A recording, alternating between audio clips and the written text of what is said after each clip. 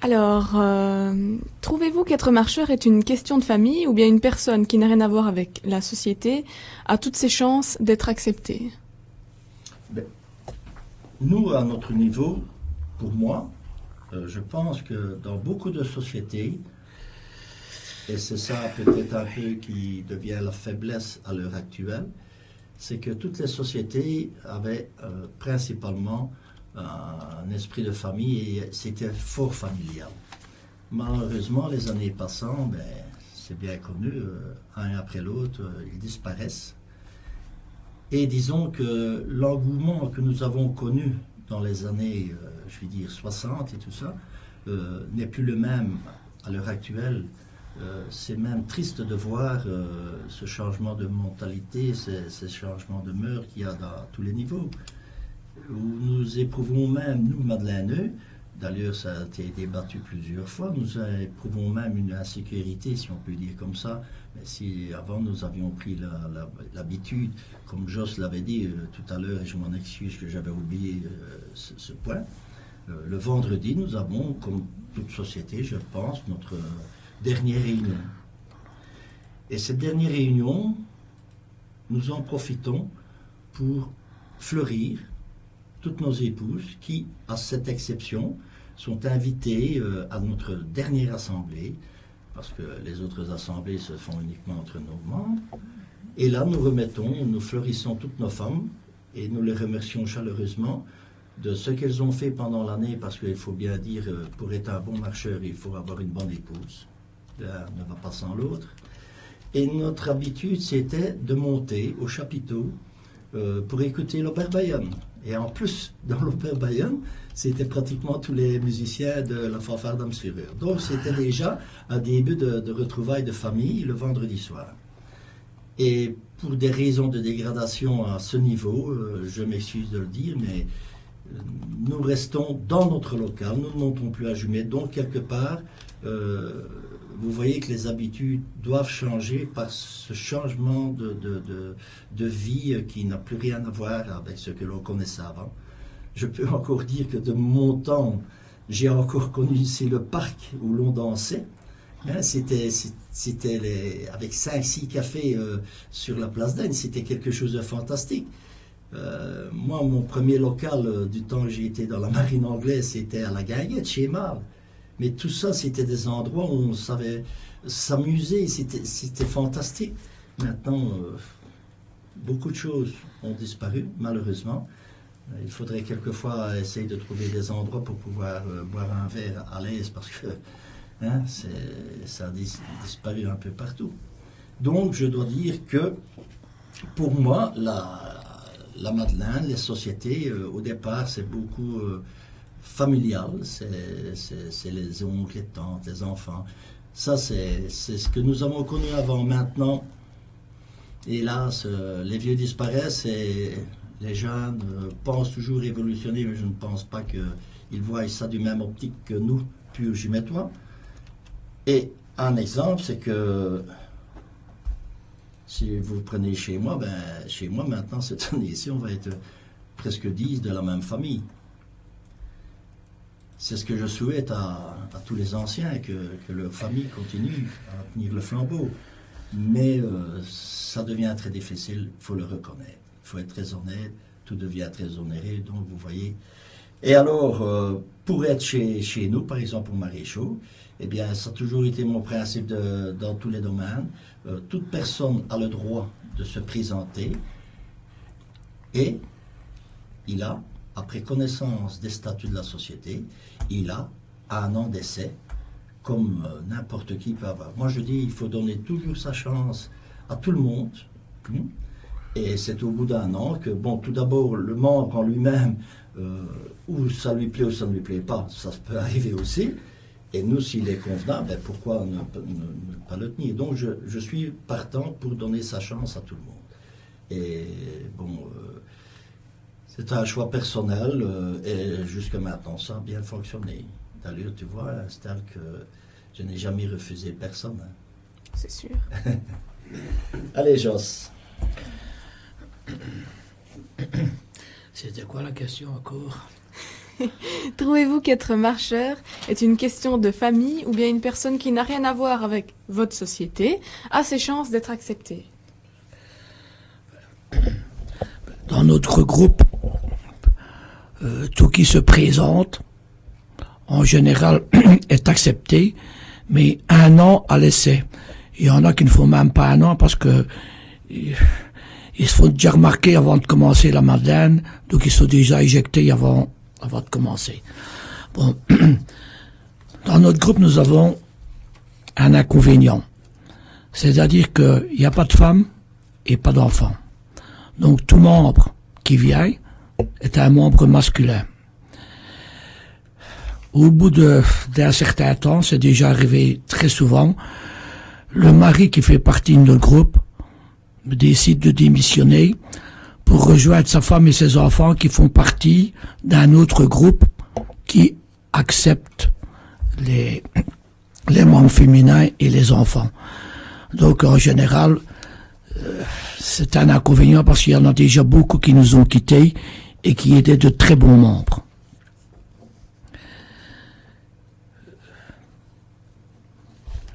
Maintenant, dans les membres qui sont nouveaux, nous acceptons tout le monde, mais il y a une conduite à observer qui n'est pas toujours adéquate avec certains. De libre consenti, c'est ce qu'il faudrait que tous les membres acceptent. Mais comme Jacques l'a dit, c'est pas toujours facile de recruter des bons membres en ordre de cotisation, qui ont soin de leur costume, qui sont présents aux activités en dehors de la Madeleine, organisation des bals, nettoyage de la salle, tout ça. C'est tout ça qui fait que un bon membre, il y en a beaucoup, surtout dans les jeunes, je regrette d'en parler, mais beaucoup de jeunes font la Madeleine et quand celle-ci est finie, à l'année prochaine, ils payent leur cotisation, ils ne viennent même pas aux assemblées, on ne les voit plus. C'est toujours les mêmes qui travaillent. Voilà.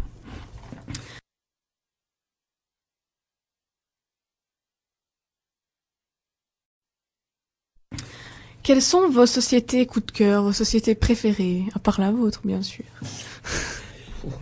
Oui, là, c'est une excellente question. Mais ma société coup de cœur, encore une fois, je vais aller contre ce que je représente, mais ma société coup de cœur, je peux le crier haut et fort, est la marine anglaise. Car ce fut ma première société à l'âge de 5 ans. Malheureusement, et à cette époque, nous avions notre local à la Guinguette chez Mal, en face du Vienne, comme on dit. Malheureusement, pour des raisons que je n'ai pas connues, étant donné mon jeune âge, la société a été dissoute. Ça a été ma première peine, parce qu'elle avait été tout d'abord le lundi, après mes 5 ans de marche dans la marine anglaise, j'avais reçu ma première médaille, que j'ai conservée précieusement. Et par après, j'ai dû apprendre que cette société était dissoute. En plus, qu'elle avait été, avec d'autres personnes, créée en 1946 par mon papa. Et je dois dire que Patrick Surahi, qui est le président actuel de la marine anglaise, m'a fait un immense cadeau. Il m'a offert une photo de la marine anglaise, photographiée avec leur musique devant la chapelle du Bois, à Jumet. Et ça, c'est une chose que je n'avais jamais eue en ma possession. Et ça, je ne leur remercierai jamais assez d'avoir eu ce cadeau. Et c'est pourquoi ça sera toujours ma société de cœur, parce qu'on dit toujours, un premier amour ne s'oublie jamais. Je pense que c'est la vérité. Donc, voilà. Voilà, ça reste ma société de cœur. Et je dois dire honnêtement qu'à l'époque, c'est-à-dire en 83, si je n'avais pas été sollicité, à cette époque j'étais au Lancier de Haine, que j'ai toujours vénérés parce que c'est eux qui m'ont inculqué tout ce qui était le bien de la Madeleine. Et là, je crois que ça a été la meilleure école pour moi en tant que Madeleineau. Maintenant, je dois dire aussi que à cette dissolution de la marine anglaise, si j'avais pu savoir, comme je l'ai dit en 83, que M. René Lejeune, illustre personnage jumet, a recréé la marine anglaise,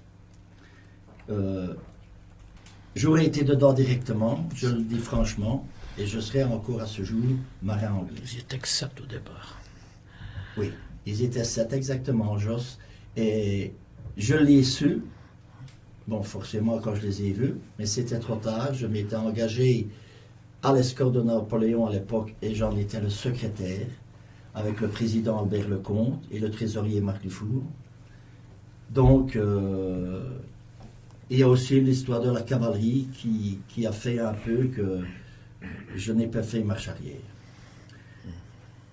Et puis, à cette malheureuse dissolution, où pouvais-je aller? Où pouvais-je aller à cette époque-là? Je n'en connaissais pas plus. Et je me suis présenté au Café de la Renaissance, à Jumet-Gouissard. C'était du temps de Jean-Jacques Marc. Ah. Bien connu, c'était aussi un monument de Jumet. Et là, le père de Meyer, qui habite à la rue de Bailmont, a accepté de me prendre comme membre des Stoutbarmées. Je précise bien, Stoutbarmées, c'était le nom exact de l'époque. Ça venait de la brasserie de l'Union. Ça n'avait rien à voir avec la garde royale anglaise et ses Écossais tels qu'on les connaît maintenant. Et là, j'ai eu la chance de rentrer avec deux amis. Je peux les citer parce que lui est toujours à la garde royale anglaise et ses Écossais avec ses 60 ans de Madeleine. Et c'est mon ami de très longue date, Frédéric Depré, qui est toujours là dans la société en tant qu'officier. J'ai eu les belles années avec la présidence de Willy Remé et de Jean, qui était le trésorier. Et là, il m'avait adopté. La dernière ligne du cul des Stoutbarmées m'avait adopté. Et j'ai vécu avec eux pendant quelques années des jours fantastiques, des souvenirs mémorables, à mon âge du moins. Et puis, pour des enfantillages, parce que tout le monde voit toujours ça à sa façon, mais pour des enfantillages, il y a eu une nomination, un B de grade de caporal. Et là, nous avons eu une réaction d'enfant. Nous avons quitté une des plus belles sociétés, un des plus beaux fleurons de la Madeleine. Nous avons quitté les Stoutbarmées et nous sommes rentrés, moi et Freddy Verporter, que tout le monde a connu aussi, qui a été un phénomène dans son genre dans Jumet. Nous sommes rentrés au lancier de Haine, porteur du drapeau de Sainte-Marie-Madeleine. Et c'est là que j'ai appris mes premières années à faire de l'équitation à la rue du Bois de Loppe, à Gilly. Malheureusement pour moi, la première sortie que j'ai faite, j'ai eu comme moniteur un monsieur bien connu et que j'adore depuis des années aussi, ça a été monsieur Jean-Claude Folly. Et pour ceux qui le connaissent, croyez-moi que ma première sortie équestre, elle a été très chaude. Donc voilà un petit peu mes histoires de coup de cœur. Et après avoir passé ces années fantastiques au point de vue écolage, mentalité, respect des traditions au lancier, des amis m'ont demandé de refaire cette escorte. Et puis je vous ai déjà dit, après cette scission, voilà. Donc là, l'aboutissement de mes années de Madeleine est d'arriver à Séoul-Réchaud. Donc voilà, maintenant je dois dire, Jos l'a très bien signalé, avant on était vraiment des clubmen comme on dit, Nous avions des épouses qui répondaient à toutes les attentes et qui étaient aussi des vivantes de la Madeleine. Hélas, tout a bien changé et je vois très mal les jeunes reprendre le flambeau au même titre que nous parce que je ne sens plus. Voilà. Je suis honnête, je suis franc de le dire. Et quand je songe qu'il n'y a plus que moi, mon ami Michel Chauffour et mon ami Raymond Mine, ça me fait bien mal de voir comment les choses se déroulent, mais je crois que si on veut regarder un peu alentour de soi, que c'est le même partout. Et j'en suis convaincu de ce côté-là.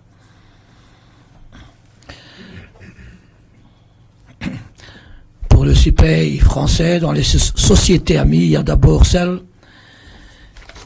Premièrement, j'aime bien toutes les sociétés de la Madeleine parce que chaque société doit travailler pour pouvoir faire la Madeleine. Je crois qu'il y en a 52. Toutes les sociétés sont belles. Ça fait partie d'un folklore que les marches de l'Entre-Sombre et Meuse n'ont peut-être pas. Ils disent que nous sommes un carnaval, mais c'est un carnaval joyeux. Plein de couleurs, qui n'est pas comme un petit peu, j'aime bien les marches de l'Entre-Sombre et Meuse, mais ce ne sera jamais que du premier et du deuxième empire. Chez nous, tout est varié. Ça retrace l'histoire de Jumet. Il y a des groupes qui se sont nés par les verriers ont créé les Vaillants Bleus. Chaque groupe a une histoire, peut-être de Jumet. Enfin bref, je reviens aux sociétés amies. Il y a d'abord toutes les sociétés, mais surtout celles qui viennent nous rendre visite lors de nos différentes organisations telles que bals, soupers, etc. Alors j'aime aussi, comme Jacques a très bien dit, la marine anglaise parce que j'ai beaucoup de copains dans ce groupe-là. Et si j'étais pas dans les CIPEI, je crois que c'est dans ce groupe-là que j'irais. Il y a aussi les Zouaves, qui est un groupe très folklorique. Là aussi, je ne sais pas si je ne mettrais pas 50% la marine anglaise, c'est 50% dans les Zouaves. Parce que c'est un groupe où on s'amuse. C'est un groupe intime. S'il y en a un qui a une communion, un mariage, un baptême, tout le groupe est invité parce que ils ne sont pas nombreux de qui savent se permettre d'être très intimes, d'aller chez les uns et les autres. Il y a aussi la Garde républicaine, qui est un beau groupe. Enfin, pour moi, tous les groupes sont beaux. Et vous, Patrick? Oh, moi, mon coup de cœur, moi, c'est la Garde royale anglaise et ses Écossais. Parce que j'ai eu une fois l'occasion de voir à Londres la sortie de la vraie Garde royale. Et je crois que, je ne vais pas dire qu'ils soient exactement la même chose qu'eux, mais ils le représentent vraiment très bien. C'est ce que j'aime bien chez eux et c'est mon coup de cœur à moi. Merci. Avez-vous des anecdotes amusantes à nous conter et à conter aux auditeurs de J600? Sans doute beaucoup. Disons que un des plus beaux souvenirs pour moi, ça restera toujours cela, ça a été bien sûr ma première année après mes 5 ans. Et puis, pour l'histoire napoléonienne, nous avons fait du temps où j'étais encore à l'escorte, je le précise, ne mélangeons rien. Nous avons fait de magnifiques voyages. Nous avons été de braves soldats reconquérants sur des endroits historiques tels que Austerlitz. Et quand on dit Austerlitz, on sait ce que ça veut dire. Ça veut dire la Slivovic et bien d'autres choses. Ça a été des moments formidables de notre vie. Nous avons fait tous des voyages, des lieux, donc La Fraie, Grenoble. Mais le plus historique pour nous, ça a été Austerlitz, pour bien des raisons que peut-être certaines personnes interprètent à leur façon, mais n'empêche que ça a été les plus beaux souvenirs. Et alors un souvenir, mais là c'était dans le sens dans ce sens super merveilleux. Nous avons été faire un déplacement. Nous avons été faire un déplacement à Ajaccio. Nous avons été invités par la commune d'Ajaccio. Vous savez tout ce que c'est en Corse. Donc nous avons eu le plaisir de faire une traversée sur un paquebot fantastique. On l'a remis d'ailleurs celui de la télé, La Croisière s'amuse. Et il se nommait en plus le Corse. Donc c'était tout à fait de circonstance.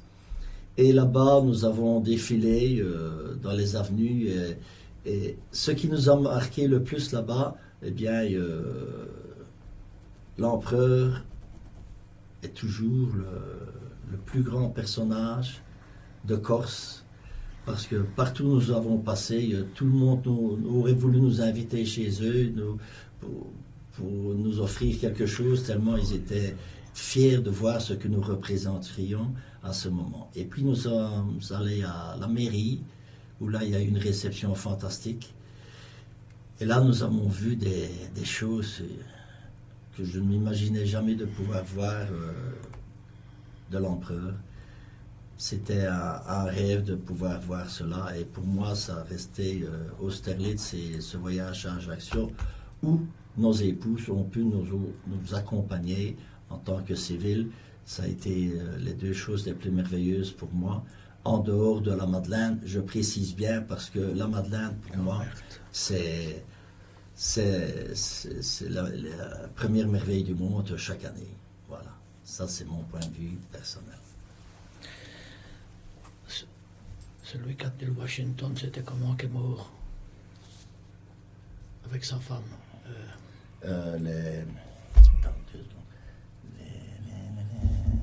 Les gigots. Gigot, oui, c'est parent avec Gigot, mais c'est c'était les parents de la femme. C'était... Et vous, Patrick? En toutes ces années de Madeleine, il y a bien des moments où vous avez bien rigolé. Ah, des moments où j'ai bien rigolé, c'est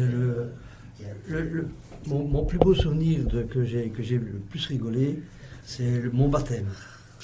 Ah, est-ce que vous avez le droit d'en parler? Bon, je crois que je peux en parler, oui. C'était une journée mémorable, même que mon épouse a dû demander à mon président qu'on me laisse tranquille une petite heure ou deux, parce que sinon je ne serais jamais arrivé au bout.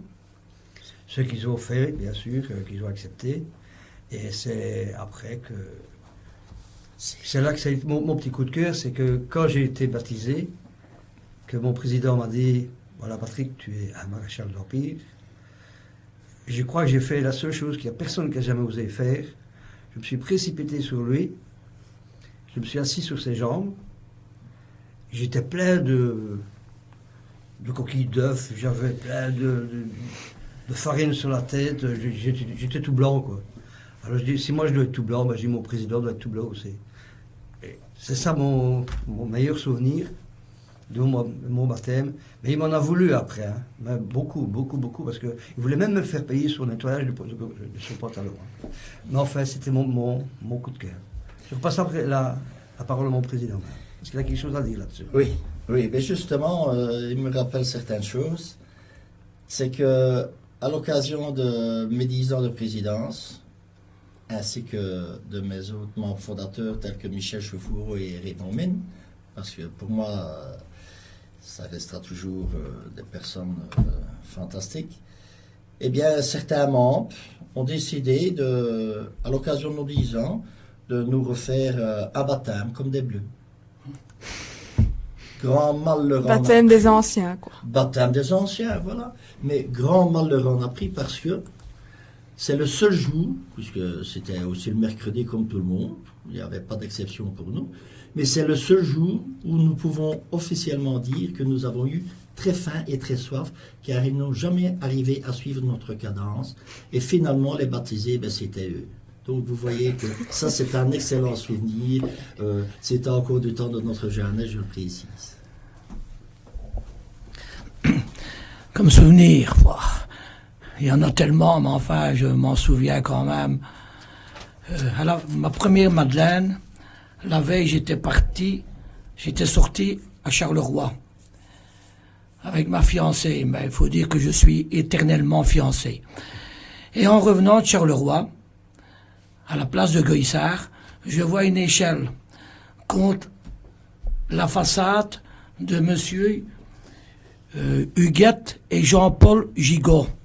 Et je vois, il y avait une échelle à la façade, et je vois Jean-Jacques Mar qui monte à l'échelle. Jean-Jacques Mar tenait le café à côté, la Renaissance. Et Gigot, à ce moment-là, c'était un marchand de TV, je crois. Et je vois Jacques Mar qui monte à l'échelle, qui passe par la fenêtre. Du coup, je me suis garé sur la place. J'ai suivi Jacques Mar, on s'est retrouvés dans la chambre. On est descendu, on a consommé des bières, de l'alcool, jusqu'au moment où Huguette et Jean-Paul se sont levés. Deuxième grand souvenir, c'est mon baptême. Nous étions chez le pharmacien Villain. Et Freddy, reporter que mon ami Jacques vient de citer, qui est un phénomène, parce qu'il faisait rire tout le monde, mais jamais sans le faire exprès. C'était tellement c'était naturel chez lui, la bêtise. Et on était baptisés. Et on nous prévient, ça y est, vous allez être baptisés. Tous les deux, on a sauté à un mur, on s'est retrouvés dans un poulailler de l'autre côté du mur. Avec les poules et... Enfin, on a quand même été baptisés, c'est pas ça, mais enfin, avec lui, je pourrais en raconter, enfin, des murs et des pas mûrs. Freddy, les sorties avec le Baba, et le Baba aussi, un personnage de la Madeleine, il y en avait, le Baba, il y en avait à ce moment-là des gens qui savaient chanter, qui faisaient des pièces de théâtre, et c'était la bonne époque. Je crois que c'est une disparité maintenant. On ne verra peut-être plus des gens comme ça dans les Madeleines futures ou bien dans les anciens. Alors, quel est votre souvenir le plus émouvant, où vous avez limite eu la larme à l'œil, ou pleuré, ou tellement c'était intense et beau? Pour moi, c'est malheureusement réveillé de vieux souvenirs, mais ils ont toujours resté bien présents en moi. J'ai été élevé par mes grands-parents à la rue de l'Institut 44. Et je les appelais papa et maman de Heigne, et mes parents papa et maman de Goissard. Et à cette époque, il y avait que le tout ancien hôpital de Jumet, où c'est maintenant le Carrefour et ainsi de suite. Et mon grand-père a dû être opéré, comme on disait déjà à ce moment-là, de la prostate. Et bon, c'était la première fois qu'on entendait parler de « il n'y a plus rien à faire ». Maintenant, c'est devenu couramment, il n'y a plus rien à faire, c'est un cancer. Et comme la chirurgie n'était pas ce qu'elle est maintenant, il est revenu à la maison, à la rue de l'Institut. Et à cette maison, nous avions une arrière-pièce avec une grande vitre qui donnait vue sur le pavé d'Aigne, qui était à cette époque toujours bien le pavé d'Aigne avec ces pavés que nous avons connus pendant des années. Et l'avant-veille de la Madeleine, parce qu'il avait toujours été lui aussi un pur Jumettois et un pur Madeleineux, alors qu'il souffrait atroce puisque tout était, je vais dire, ouvert. Il m'a appelé, il m'a dit, avec son vocabulaire habituel, « M. gamin, une Madeleine, c'est sacré. Et que Dieu veut du mort, mais va faire le tour et va songer à l'ami. » Et cette chose m'a toujours marqué. Et le dimanche, j'ai fait mon tour de la Madeleine. Et quand je suis passé dans ce pavé d'Aigne, eh bien, je savais que mon grand-père était là sur son lit en train de mourir et qui me regardait avec beaucoup de passion de voir que j'étais bien là dans ce tour, c'était ses souvenirs. Ça a été le moment le plus marquant de mon époque. Et alors, chaque année, quand je rentre le dimanche au Saint-Guilain, j'ai mes parents qui habitaient à la rue Fagnard, à la première maison. Et chaque année, quand je passe là, au Saint-Guilain, je sais qu'ils étaient toujours là, à me regarder passer, à me donner une consommation, une histoire ou l'autre. Et je dois admettre que chaque année, quand je passe, j'ai la gorge serrée parce que ils ne sont plus là. Et la dernière chose qui m'a marqué, je sais que peut-être beaucoup ne seront pas de mon avis, mais je dis encore une fois, chacun a ses propres sentiments, ses propres pensées, ses propres amis. Et je dois dire que avec, disons, les années que j'ai passées, que j'ai connues dans la Madeleine, c'est un jeu de mots si on peut dire, mais j'ai à mon âge, comme qui dirait, déjà enterré 3 généraux de la Madeleine. Le premier, ça a été Hubert, à la rue Ancel. J'étais jeune, ça ne m'a pas marqué, pas trop. Le deuxième, ça a été Lambert, mais il a été tellement rapide son passage que... Mais alors le troisième, ça a été, et je peux dire, mon ami René, parce que c'était mon ami. C'était mon ami, il m'appelait ce gamin. Il s'est toujours occupé de mes chevaux, on avait une amitié, une sympathie, je sais pas expliquer. Quand j'allais chez lui avec sa femme Violette, tout ça, je sais pas. Et c'est vrai que le jour de son décès, ça m'a énormément marqué parce que, voilà. Et alors, une chose que j'ai énormément appréciée de la part de sa fille, donc la femme de notre général actuel, c'est qu'elle m'a offert un cadeau qui a appartenu à son papa et que je garde précieusement chez moi. Voilà, ce sont les trois choses qui m'ont le plus marqué, en triste souvenir, si je puis dire comme ça. Et voilà, je sais pas. Déjà, rien qu'à en reparler, ben ça fait gros sur le cœur et voilà, voilà. C'est malheureusement ces choses-là qui était triste à reparler dans notre entrevue. Voilà. Merci. Merci à vous. Jos? Comme triste souvenir, je n'en ai pas tellement. Triste, pas spécialement, mais émouvant que... Émouvant. Quelque chose qui a vraiment été... Aller à l'enterrement d'un super qui est décédé, c'était un devoir, mais un triste moment à surmonter. En songeant à tout ce qu'il a fait à la Madeleine, ce qu'on a vécu ensemble. Comme Jacques dit, je n'ai pas été à 3. On est de la même génération, mais je ne faisais pas encore la Madeleine. Il est beaucoup plus vieux que moi, comme ancien dans la Madeleine. J'ai juste été à l'enterrement du général Zone, c'est le seul que j'ai connu. Je connais sa fille aussi parce que je me rappelle, on allait à la Côte Belge ensemble avec son frère avec son frère et comment c'était encore Josiane, le frère de Josiane. Comme triste souvenir, alors l'enterrement, je déteste les enterrements, je préfère les mariages, les baptêmes, tout ça que les enterrements. Je ne vois rien d'autre à vous dire.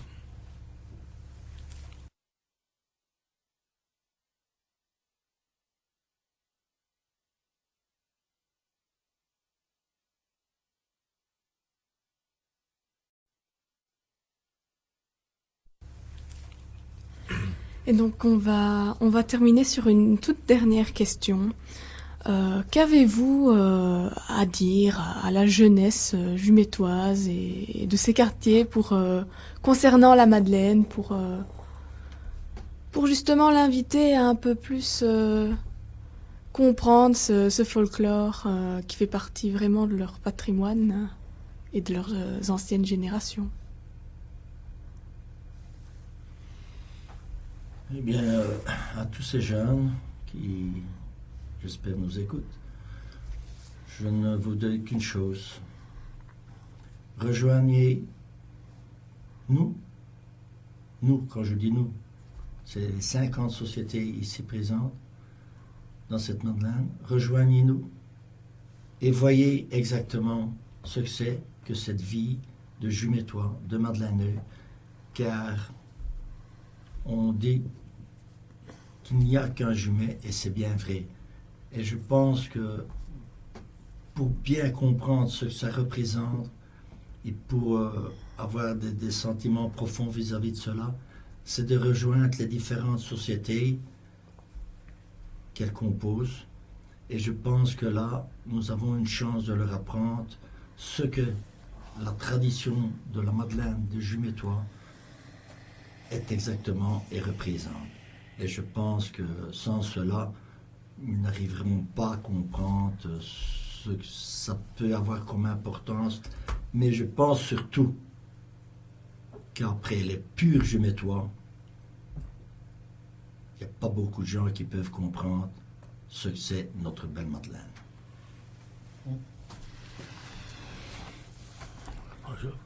C'est vrai que des purs Jumétois, je crois qu'il y en a beaucoup qui désertent la Madeleine pour partir vers d'autres cieux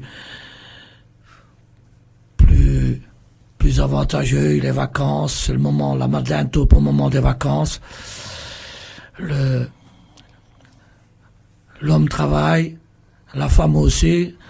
Si l'homme fait la Madeleine, la femme va dire, oui, mais, et alors pour finir, les hommes désertent la Madeleine. Bon, maintenant, pour les jeunes, je dirais, grossissez les rangs des différentes sociétés de la Madeleine et faites la fête, profitez-en, car on devient très vite vieux. Et c'est ainsi que se termine cette belle et longue émission sur... Je peux encore dire un mot? Eh bien, allez-y.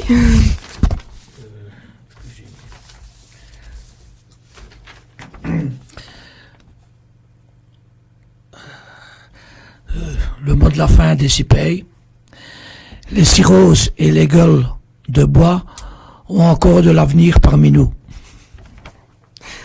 Et voilà, eh bien, après cette magnifique phrase, nous allons vous quitter. Alors, merci Joss, merci Patrick et merci Jacques pour cette interview en ce beau samedi après-midi.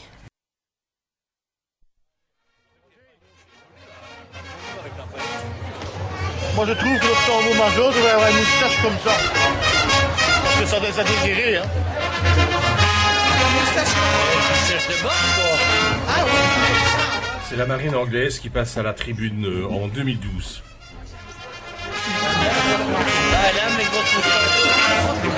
C'est lui qui m'a dit ça, c'est pas moi, c'est lui.